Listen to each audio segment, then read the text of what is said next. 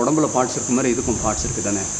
பாருங்க கீழே இருக்குல்ல, கீழே அந்த ஒரு பிளாட்ஃபார்ம் மாதிரி மண்ணுக்கு மேலே ஒன்று வருது பாருங்கள்.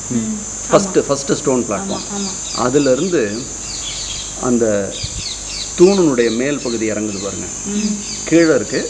தென் அகைன் மேலே ஒரு ப்ரொஜெக்ஷன் வருது பாருங்கள், அது வரைக்கும் பேஸ்மெண்ட்டுன்னு சொல்லுவோம். அதை வந்து தாங்குதளம்னு தமிழில் சொல்கிறோம், இங்கிலீஷில் வந்து பேஸ்மெண்ட். சயின்டிஃபிக்காக டெக்னிக்கல் டேர்ம் வந்து அதிஷ்டானம். அந்த ப்ரொஜெக்ஷன் வரைக்கும். அதுக்கு மேலே இந்த ஆர்ச் வருது பாருங்கள், அந்த ஆர்ச்சுக்கு கீழமா அதில் உத்தரம் காட்டுங்க. கீழே கம்புலேருந்து கீழே உபரி கம்பு, அவங்க விரல் வைக்கிறாங்க பாருங்கள், அது வந்து உபரி கம்பு எக்ஸ்ட்ரா ஃபில்லு. அதிலிருந்து மேலமா உத்தரம் வரைக்கும் அது ஆரம்பிக்கிற இடம் வரைக்கும் வால், நம்ம வால் சுவர் செகண்ட் பார்ட். அது சான்ஸ்கிரிட்டில் பிட்டின்னு. ஸோ ஃபஸ்ட்டு அதிஷ்டானம், கீழேருந்து அது வரைக்கும் அதிஷ்டானம். அவங்க கீழே காமிச்சதுலேருந்து மேலே இப்போ காட்டுற வரைக்கும் சுவர். அதுக்கு மேலே இருக்கிறது ரூப் ஸ்ட்ரக்சர்ஸ். அவங்க தொட்டுறது உத்தரம், அதுக்கு மேலே காட்டணும் அது வலது. அதுக்கு மேலே அந்த மேலே இருக்கு பாருங்கள், வளை இறங்குதில்ல, அதான் கபோதம். ஸோ அந்த மூணும் சேர்ந்து ரூப் ஸ்ட்ரக்சர்ஸ்ன்னு சொல்கிறது. ஸோ கீழே வந்து ஒரு தளத்துக்கு 3 உறுப்பு, அடிப்படை உறுப்பு, அதிஷ்டானம், சுவர், அங்கே மேலே வந்து பிரஸ்தரம் ஆர் ரூப் ஸ்ட்ரக்சர்ஸ். இது எப்படினாலும் நீங்கள் சொல்லலாம். இந்த 3 இருந்தால் தான் அது வந்து ஒரு தளம், ஒரு ஃப்ளோர். இங்கிலீஷில் சொல்லணும்னா ஒரு ஃப்ளோர். இந்த 3ல் எது இல்லைனாலும் இட்ஸ் நாட் அ ஃப்ளோர்.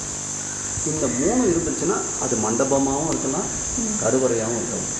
கருவறை அப்படின்னா அடிஷ்னலாக 3 இருக்கணும். மண்டபத்துக்கு இந்த 3 போதும். பாருங்கள், இது ஒரு பேஸ்மெண்ட்டு, ஒரு வால், இது ரூப்பு.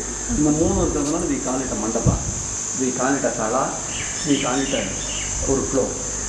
இது 3க்கு மேலே அடிஷ்னலாக 3 வந்தால் தான் அது வந்து கருவறை. அதை விமானம் அப்படிங்கிற சான்ஸ்கிரிட் சொல்லால் சொல்கிறோம்.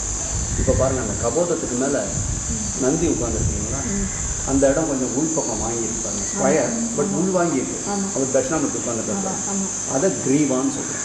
கிரீவா தமிழில் கழுத்து பகுதின்னு சொல்கிறோம். அந்த கிரீவா வந்து ஃபஸ்ட்டு பார்ட்டு மேலே இருக்கிறதுல, கீழே இருந்து பார்த்திங்கன்னா 4th பார்ட்டு. இந்த ப்ரொஜெக்ஷன்ஸ் இருக்குது பாருங்கள், இந்த பெரிய ஆர்ச்சு, அந்த என்டையர் போர்ஷன் சிக்கரா.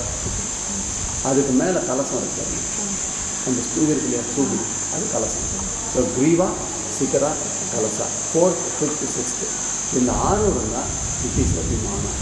இந்த 6ல் ஒன்று இல்லைனாலும் விஷயம்னா காலிட்டஸ் விமானம். பட் நிறைய ஸ்ட்ரக்சர்ஸில் ஸ்டூபி போயிடும். So in spite of it we call it விமானம். ஏன்னா அது போகிறதுனால அதை கன்சிடர் பண்ணாமல் விமானான்னு சொல்கிறோம். இந்த விமானம் வந்து ஒரு தளம், ஏன்னா ஒரு ஃப்ளோர் தானே இருக்குது. அதுக்கு மேலே இருக்க 3 ஸ்ட்ரக்சர் எல்லாத்துக்கும் common. So it is a ஏகத்தள விமானம். அதுவும் ஏகத்தள விமானம். இதுதான் பேசிக் கான்செப்ட் ஆஃப் விமானம். இந்த 6 இருக்கும், 6 சங்காஸ் ஆர் த பேசிக் யூனிட்ஸ். இதை வந்து வித்தியாசமாக பண்ணுவாங்க, அவங்கவுங்க டேஸ்ட்டுக்கு ஏற்ற மாதிரி. அந்த ஸ்கல்ப்டரோட அவங்களோட டேலண்ட்ஸ்க்கு ஏற்ற மாதிரி இந்த ஒவ்வொரு உறுப்பையுமே பெருசாக காட்டுவாங்க, நிறைய அடிஷ்னல் உறுப்புகள் சேர்ப்பாங்க.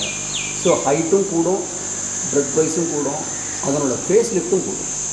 அது அவனுடைய திறமையை பொறுத்து, கொடுக்குற பணத்தை பொறுத்து, எவன் செய்கிறாங்கிறத பொறுத்து. இப்போ ராஜராஜெல்லாம் எவ்வளோ ஹியூஜாக இருக்கிறது. இப்போ திஸ் இஸ் ஸ்மால் யூனிட்.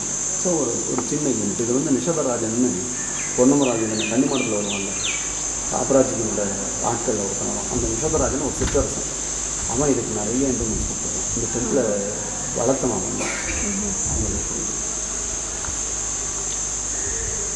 இதில் இருக்கிற மாமல்லபுரம் போனப்போ கிலோமீட்டர் சொன்னாங்க, அந்த கர்ணகுட்டா, சாலா, நாசிகா, இதில் அதெல்லாம் இருக்காது. ஏகதள விமானத்தில் பொதுவாக 99% அதெல்லாம் இருக்காது. கர்ணகுடா, சாலா இருந்தாலே இட் இஸ் துவிதள விமானம். அதாவது 2 தலாஸ் ஆர் மல்டி தலா, மோர் தென் 2 ஆர் மோர் தென் 2 அப்படி இருந்தால் தான் கர்ணகுடா இருக்கும். ஏன்னா கர்ணகுடாங்கிறது உபரி ஸ்ட்ரக்சர்.